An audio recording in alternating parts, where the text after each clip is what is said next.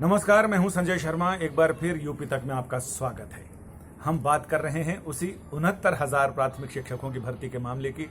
Supreme court में एक और मोड़, एक और डेवलपमेंट हुआ, जिसमें उत्तर प्रदेश सरकार ने सुप्रीम कोर्ट का फिर दरवाजा खटखटाया एक पुनर्विचार याचिका के साथ। सरकार का यह कहना है कि पिछली बार की सुनवाई में कोर्ट ने जिन 69,000 प्राथमिक शिक्षकों की भर्ती के मामले में शिक्षा मित्रों के कोटे से संबंधित 37,339 सीटों पर भर्ती की प्रक्रिया को रोकने को कहा था, बाकी सीटों पर भर्ती करने के लिए कहा था कि सरकार स्वतंत्र है, वो अपने नियमानुसार कार्रवाई करे। लेकिन अब उत्तर प्रदेश सरकार सुप्रीम कोर्ट फिर पहुंची है कि कोर्ट एक बार फिर अपने आदेश पर पुनर्विचार करे। सरकार चाहती है कि मेरिट के हिसाब से भर्तियां हों और नियुक्ति पत्र दिए जाएं। लेकिन शिक्षा मित्रों को लेकर मामला अटका हुआ। शिक्षा मित्रों ने ये अर्जी लगाई थी। उनका ये कहना था कि 69,000 सीटों में से 45,357 फॉर्म शिक्षा मित्रों में से भर दिए।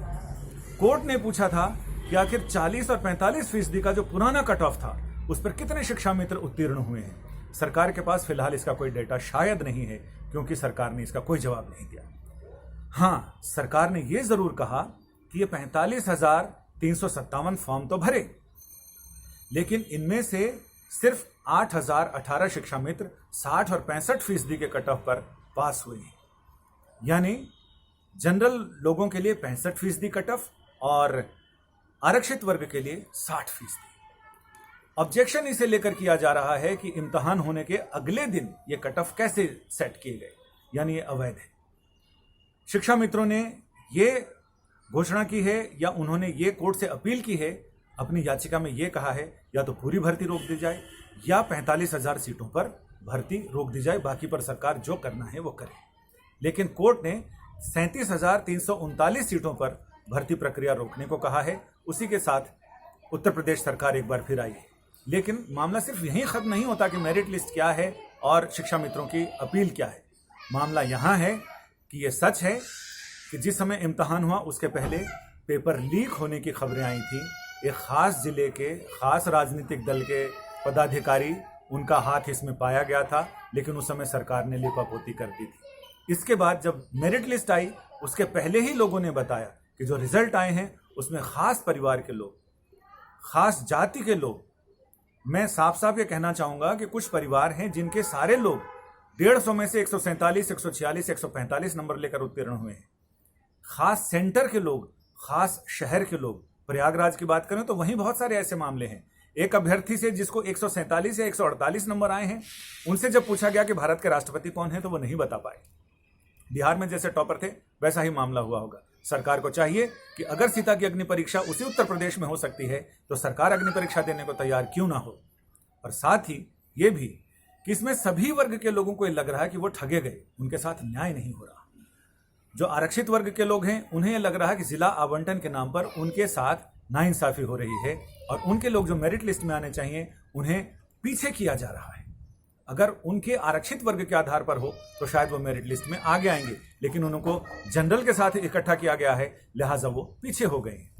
आरक्षित अनारक्षित वर्ग यानी जनरल क्लास के लोगों को ये लग रहा है कि जो मेरिट में आ रहा है वो सामान्य वर्ग की सीटें ले रहा है और आरक्षित वर्ग पर बाकी दूसरे लोग आ रहे हैं।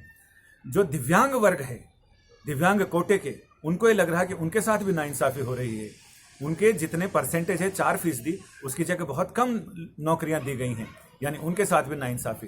तो ऐसे में, और ये बात जबरदस्त भी है, सरकार इस पर लिपापोती कैसे करे जब पेपर लीक होने और लाखों रुपए लेकर अभ्यर्थियों को पास कराने के ठेकेदारी की स्कीम चल रही है उत्तर प्रदेश में। तो सरकार किस मुंह से कह सकती है हम उत्तर प्रदेश को उत्तम प्रदेश बनाना चाहते हैं। ये उत्तम प्रदेश कैसा होगा जहां गुरु पद पर, शिक्षक पद पर ऐसा आदमी काबिज हो जाए जिसको सिर्फ 40% नंबर आए। और ये सच है कि जिसे इम्तिहान में अगर 40% नंबर आए, वो अपने शिष्य को 60% और 70% नंबर देने में हिचकता है।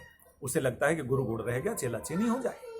ऐसे में जो इतने सारे सवाल हैं, बहुत सारे लोग हमारे पास ये गुहार लगाते हैं कि आप हमारी आवाज उठाइए। आवाज ये कि किन्हीं का मोबाइल नंबर अलग हो गया है, मोबाइल कंपनियां बंद हो गई, उन्हीं पर OTP आना है, उन्हीं पर उनकी चीजें दुरुस्त होनी है।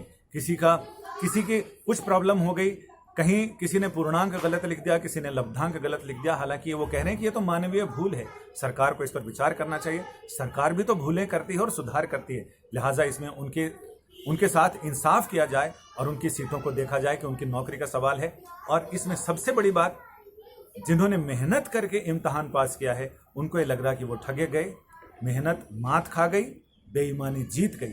सरकार के पास नैतिक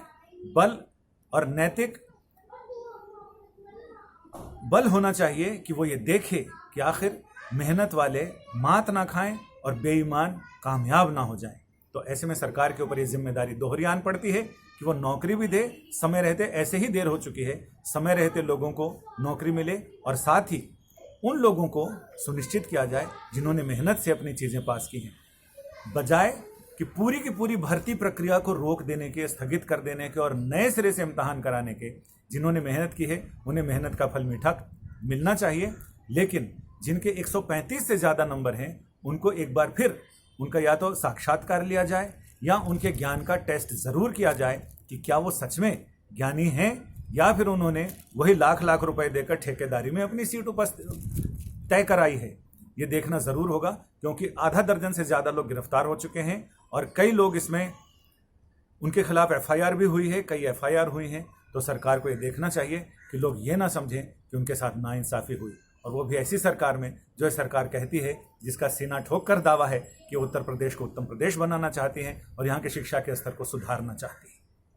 फिलहाल मामला सुप्रीम कोर्ट में है और उम्मीद की जा रही है कि सोमवार को इस मामले की मेंशनिंग होगी और इस पर कोर्ट आगे ये देखेगा कि आखिर इस पर क्या किया जा सकता है।